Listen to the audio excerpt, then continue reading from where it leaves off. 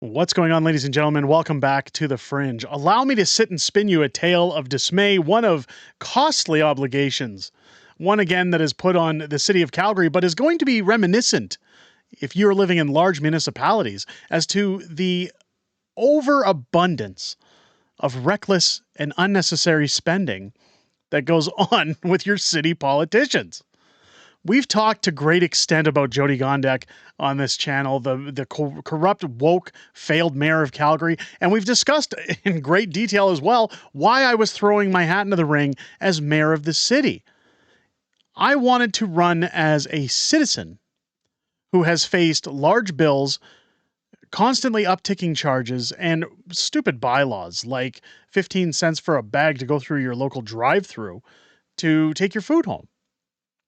I thought Jyoti Gondek's $2 million statue in Calgary at a time when she had raised property taxes more than what was originally promised, from an additional 2.5% to 3%, all the way to almost 9% in the last year.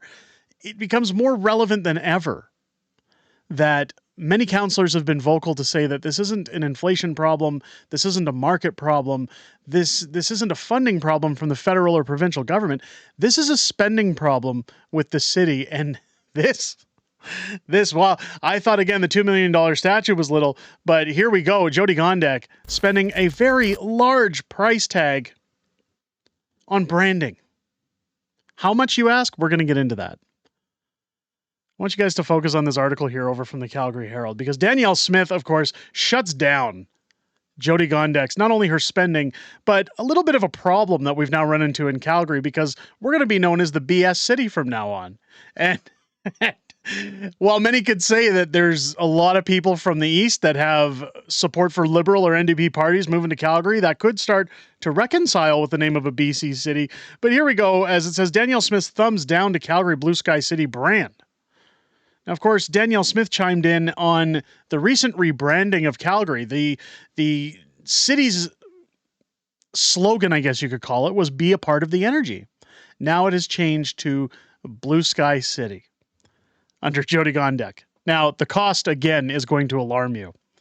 Now, here we go. Calgary's new Blue Sky City brand does not impress the Alberta Premier. I personally like "Be part of the energy," says Smith, of the city brand now just being punted. I thought it was really clever. Not only is it a reference to the energy sector, but it conveys the vibrancy of Calgary. Again, being a part of the energy, being a part of a group. Something I've always talked about that I wanted to put in was to reignite the city.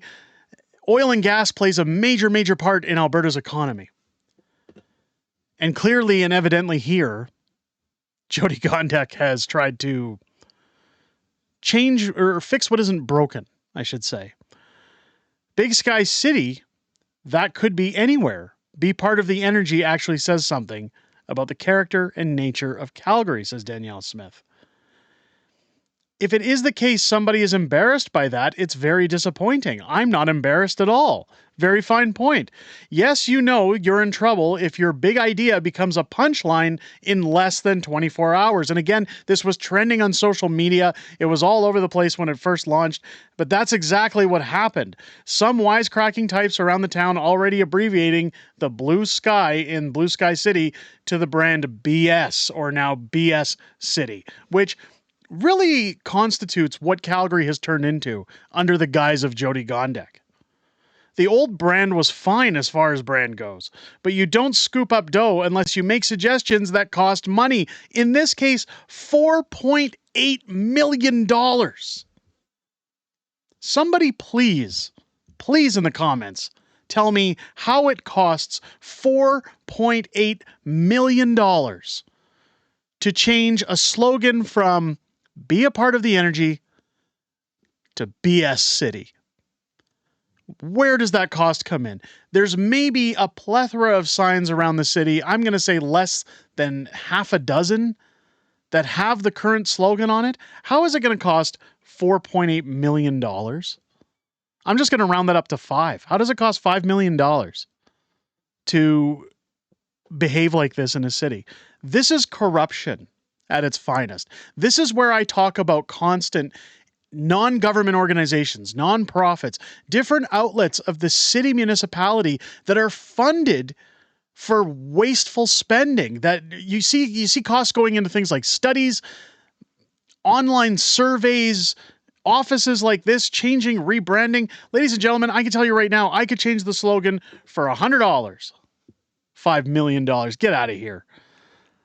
The big brains at Calgary Economic Development and Tourism Calgary said that some Calgarians don't feel represented by the city's brand of Calgary. Be part of the energy. So people don't feel represented, but they will when we're calling it a BS city. They also figured the brand could leave a one-dimensional impression for those outside Alberta. Oh, worried about everybody's opinions. One-dimensional means oil and gas. There it is, right on the head. They also stated in other countries a declining number of folks that think Calgary is diverse and inclusive.